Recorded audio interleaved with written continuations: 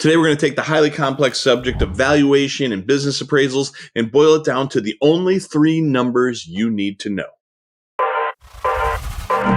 This is The Rare Advisor, proud to be a part of the Advisor Advancement Network and home of a business model supercharged by recurring and repeatable events. Your host is Mike Walters, CEO of USA Financial. He is an investment advisor representative of, and securities are offered through USA Financial Securities, member FINRA SIPC, a registered investment advisor.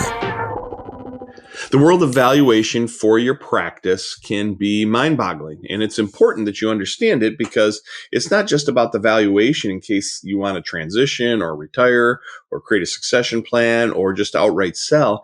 It's also important because it's the equivalent of your stock price. It's what identifies whether or not you're actually growing, maintaining, or retracting. And so it's really important, and a lot of people get confused. They get overwhelmed by it all. You don't really need to. I mean, I can talk to you for days about all the intricacies of deals and structure and different ways to bring your next gen advisors in and then overlaying it with phantom stock and all these other things that we can help you with.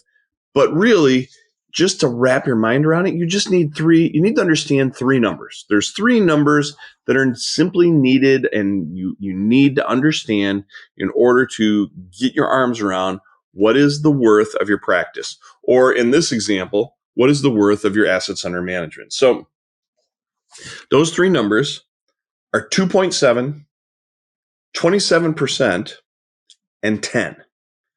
Because the recurring revenue valuation multiple, if you're going off of a valuation of revenue, is 2.7 right now. EBITDA as a target for financial services is 27%.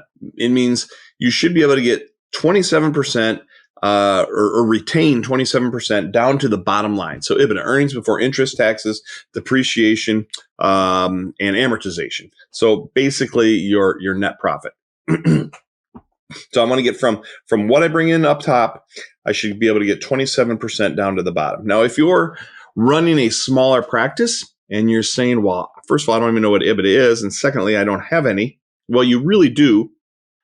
The difference is you're probably extracting everything out in terms of your income. You get to the end of a quarter or the end of a year, you see how much business or how much dollars that you have inside of the practice, and that's what you pull out to live on.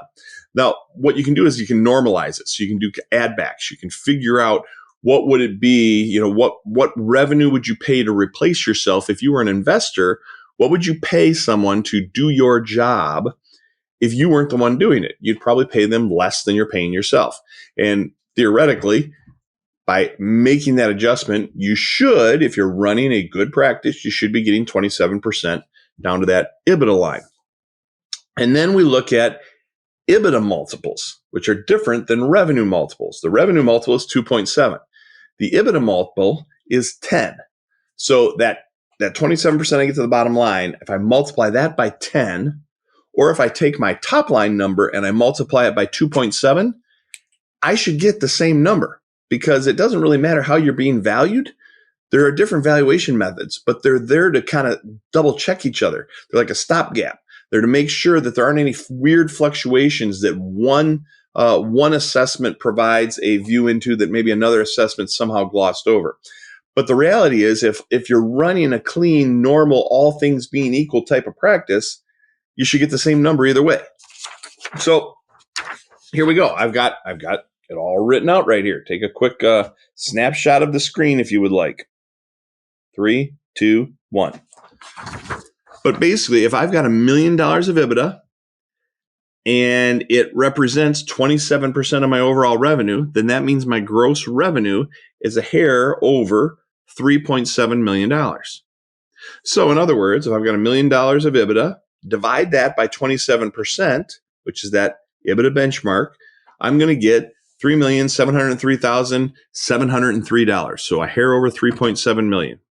If I take that number and I multiply it by 2.7, it equals $10 million. If I take $1 million of EBITDA and I multiply it by 10, what does that equal? Simple math, $10 million. I get the same answer each way.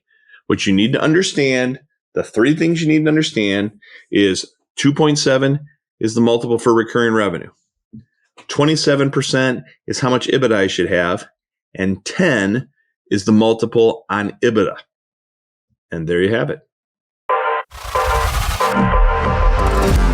This information is for licensed financial professionals only and is not intended for use in soliciting sales from the public. The views expressed represent the opinions of the presenter or their featured guest, not necessarily those of USA Financial or its affiliated subsidiaries. Industry references are generic and not intended to represent actions or beliefs of any individual or entity. Content is only presented to illustrate general principles, beliefs, or ideas and should not be construed as legal or regulatory advice. Trademark and copyright protected. USA Financial and Affiliates.